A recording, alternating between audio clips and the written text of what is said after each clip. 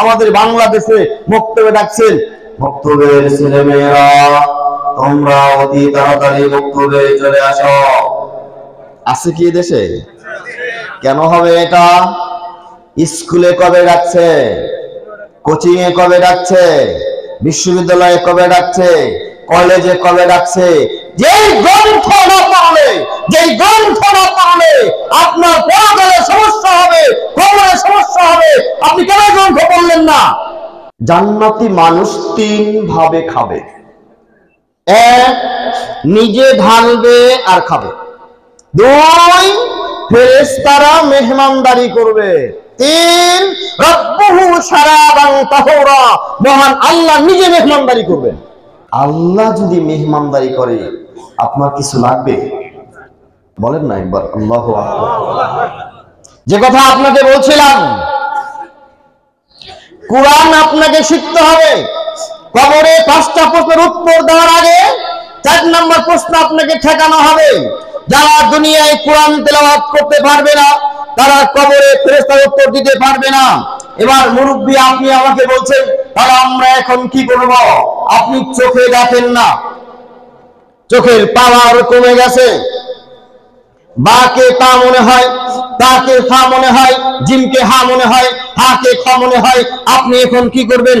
রাসূল কারীম সাল্লাল্লাহু আলাইহি ওয়াসাল্লাম বলেন, সহিহ বুখারী 4937 নম্বর হাদিস, যে ব্যক্তি কোরআন পড়ে আর ঠেকে তা ভুল হচ্ছে, ঠেকে পড়ছে, লাহু আজরান, একে দ্বিগুণ নেকি দেওয়া হবে, ডাবল নেকি দেওয়া হবে, ডাবল নেকি। কোরআন পড়তে যায় আর ভুল হচ্ছে, পড়তে যায় আর ভুল হচ্ছে, চশমা ভেঙে গেছে, চোখে দেখে না। আপনি কি করবেন? যেই লোকটা কোরআন পড়ে আপনি তার পাশে বসে থাকবেন। আবু দাউদের 1400 নম্বর হাদিস। বাসায় যায় যে আবু দাউদ থাকে খুলবেন, না হলে মোবাইলে অ্যাপসে দেওয়া আছে। আবু দাউদের 1400 নম্বর হাদিস। রাসূল কারীম সাল্লাল্লাহু আলাইহি ওয়াসাল্লাম একদিন বলছেন, কোরআন মাজিদে একটা সূরা আছে, 30 আয়াত বিশিষ্ট সূরা। যদি কেউ এই সূরাটা প্রত্যেক রাত্রে ঘুমাতে যাওয়ার আগে তেলাওয়াত করে ঘুমায়, এই লোক যেদিন কিয়ামতের মাঠে উঠবে, আল্লাহ যেদিন বিচার করবে আল্লাহর সামনে, আর এই বান্দার মাঝে লা তারজুমান ওয়ালা হিজাব, কোনো দোবাসী থাকবে না, কোনো পর্দা থাকবে না। যখন মুখোমুখি বিচার হবে, যখন নাম ডাকা হবে, তখন কোরআন মাজিদের সূরা মুলক আল্লাহর সামনে চলে যাবে। আল্লাহ, এই লোকটা আমাকে তিলাওয়াত করত, যত পরিশ্রম না করে প্রত্যেক রাত্রে আমাকে তিলাওয়াত করত, তুমি একে মাফ করে দাও। আল্লাহ, তুমি একে মাফ করো না। তখন সাহাবীরা বলছেন, আল্লাহর নবী সাল্লাল্লাহু আলাইহি ওয়াসাল্লাম কত সময় করে সূরা মুলক আল্লাহর সামনে এভাবে তর্ক করতে থাকবে, সুপারিশ করতে থাকবে। আল্লাহ নবী বলেন, হাত্তা ইগফারা লাহু, যতক্ষণ পর্যন্ত এই বান্দাকে ক্ষমা না করা হবে। কোন সূরা? তাবারাকাল্লাযী বিয়াদিহিল মুলক ওয়া হুয়া আলা কুল্লি শাইইন কাদির আল্লাযী খালাকাল মাউতা ওয়াল হায়াতা লিয়াবলুয়াকুম আইয়ুকুম আহসানু আমালা। আছে না? 29 পারার প্রথম সূরাটা, 29 পারার প্রথম সূরাটা যদি কেউ প্রতিদিন ঘুমাতে যাওয়ার আগে পড়ে, তাহলে পরকালে যেদিন আল্লাহ বিচার করবেন, ওই দিন এই লোকটাকে আল্লাহর কাছে গিয়ে সুপারিশ করবে, আল্লাহ তুমি একে মাফ করে দাও। কেন? এ আমাকে প্রতিদিন তেলাওয়াত করত। নাসাই সুনানুল কুবরা 10547 নম্বর হাদিস। রাসূল কারীম সাল্লাল্লাহু আলাইহি ওয়াসাল্লাম বলেন, যে ব্যক্তি প্রত্যেক রাত্রে সূরা মুলক তেলাওয়াত করবে, যখন তাকে কবরে নেওয়া হবে, তার কবরে ফেরেশতা ঢুকতে চাইবে, তার কবরে ফেরেশতা ঢুকতে চাইবে। এই সূরা মুলক, রমাদানের সিয়াম, এই লোকের কবরে ফেরেশতাকে ঢুকতে দেবে না। তখন ফেরেশতা আল্লাহকে বলবে, আল্লাহ, আমাদেরকে তো কবরে ঢুকতে দেয় না, আমাদেরকে সূরা মুলকে বাধা দিচ্ছে, রমাদানের সিয়াম বাধা দিচ্ছে, আমরা এখন কি করব?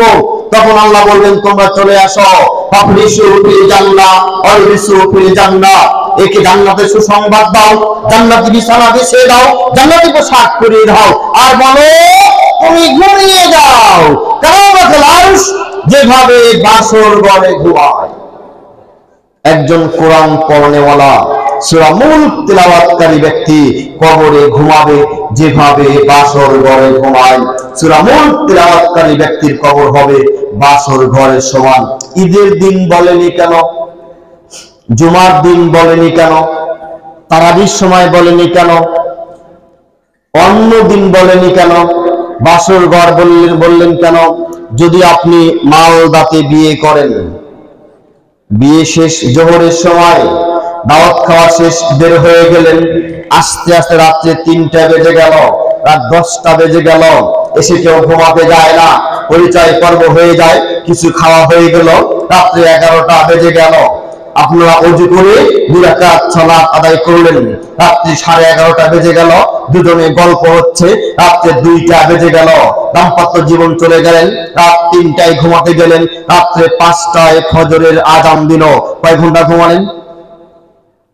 3টায় ঘুমাতে গেলেন, 5টায় ফজরের আযান হলো, আপনার স্ত্রী কিংবা আপনি নিজেই বলছেন ওঠো, আযানের সময় হয়েছে, সালাতের সময় হয়েছে, আগে সালাত আদায় করো, উঠে গোসল করে সালাতে দাঁড়ালেন, আপনি 2 ঘন্টা ঘুমালেন। যে ব্যক্তি সূরা মুলক তেলাওয়াত করবে এই লোকটার কবর হবে যতদিন আগে মারা যাক না কেন, 1 কোটি বছর আগে মারা গেলেও এর কবর হবে 2 ঘন্টা।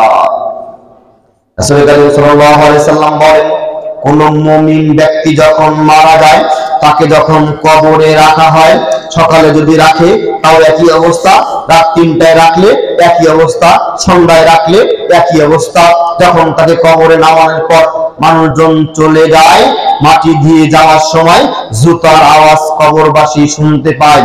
যখন 2জন ফেরেশতা তার কবরে প্রবেশ করে, তখন 2জন ফেরেশতা প্রবেশ করার পর এই লোকটা উঠে এরকম চোখ মুছতে থাকে, এরকম চোখ মুছতে থাকে আর বলে, শোনো, আমাকে পানি দাও, আমি ওযু করব, আসরের সালাত করব।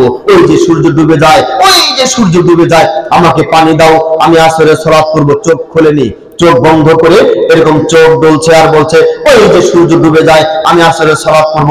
তখন ফেরেশতারা বলবে, এটা নামাজের জায়গা না, এটা কবর। আর যদি লোকটা ঈমানদার না হয় তাহলে আযাব গজব কবর থেকে শুরু হবে। আমি কি নিশ্চিত, আপনি কি নিশ্চিত কবর উত্তরটা ঠিক মতো হবে?